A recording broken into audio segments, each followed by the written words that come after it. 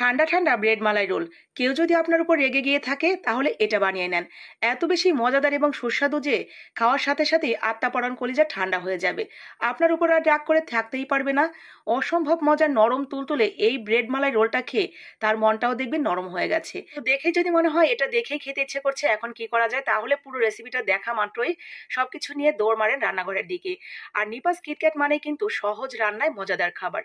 এই নীতিতেই আমি সমস্ত রেসিপি আপনাদের সাথে শেয়ার করি। ভালো লাগলে আমার ভিডিওগুলো দেখবেন এবং সবার মাঝে শেয়ার করে ছড়িয়ে দিবেন। কারণ যে কোনো খাবার কম খরচে মজাদার করে যদি বানানো যায়, যেমন মজাদার খাবার আমরা খেয়ে নিতে পারবো, সেই সাথে সংসারের অনেকটা খরচও কিন্তু বাঁচিয়ে নিতে পারবো। ভালো লাগলে পেজের সাথে যুক্ত থাকার জন্য পেজটা ফলো করে রাখতে পারেন। পরবর্তীতে যে কোনো ভিডিও সবার আগে আপনার কাছে পৌঁছে যাবে। ব্রেডগুলো ঠিক এইভাবে বেলনি দিয়ে বেলে চারদিক থেকে ব্রাউন অংশটা কেটে আমরা রেখে দিলাম এক সাইডে। আর এইখানে নিয়েছি গরুর দুধ, সাথে 2টা এলাচ, একটু ঘি দিয়ে আমরা জাল করে নিচ্ছি কিছুক্ষণ। জাল করা হয়ে গেলে এর সাথে আমরা দিয়ে দিব গুঁড়া দুধ। তো গুঁড়া দুধ আমি মোট হাফ কাপ ব্যবহার করেছি। তো হাফ কাপের মধ্যে অর্ধেক, মানে হাফ কাপের অর্ধেক প্রথমে এখানে দিয়ে নিলাম, এরপরে দিয়ে দিলাম চিনি। তো চিনি আপনারা কে কতটুকু মিষ্টি খেতে চান সেই অনুসারে অ্যাড করে দিবেন।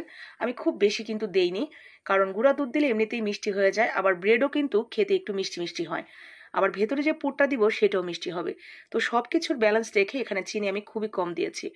তো আর গুঁড়া দুধ অর্ধেকটা দিয়ে প্রথমে জাল করে আমরা 1 গ্লাস দুধ উঠিয়ে রাখলাম, মানে 1 কাপ, বড় কাপের 1 কাপ দুধ উঠিয়ে রেখেছি। আর বাকি যে দুধটা ছিল সেখানে আবারও আমি যে অর্ধেকটা গুঁড়া দুধ ছিল না, তো সেই গুঁড়া দুধটা দিয়ে জাল করে নিলাম। জাল করতে করতে অনেকটা যখন ঘন হয়ে এসেছে, কমে গেছে, ঠিক তখন এখানে মাত্র 1 চামচ কর্নফ্লাওয়ার নিয়ে এমনি নর্মাল পানি দিয়ে একটু গুলিয়ে আমরা এখানে অ্যাড করে দিয়েছি। ব্যাস, এখন আমরা এইভাবে কিছুক্ষণ নাড়াচাড়া করব।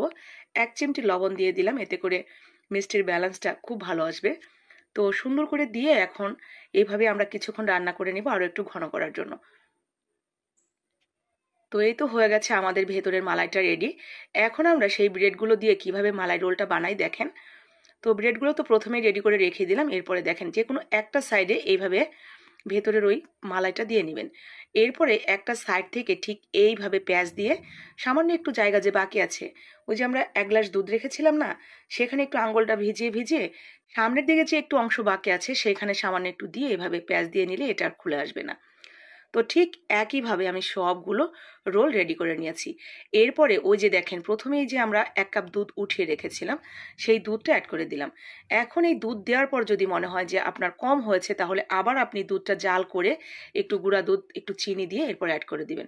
ব্যাস, তাহলেই হয়ে যাবে। তো এই তো দেখতে পাচ্ছেন, এরপরে আপনারা নর্মাল ফ্রিজে রেখে এটা ঠান্ডা করে ঠান্ডা ঠান্ডা ব্রেড মালাই রোলটা পরিবেশন করবেন। এত বেশি মজার, আমি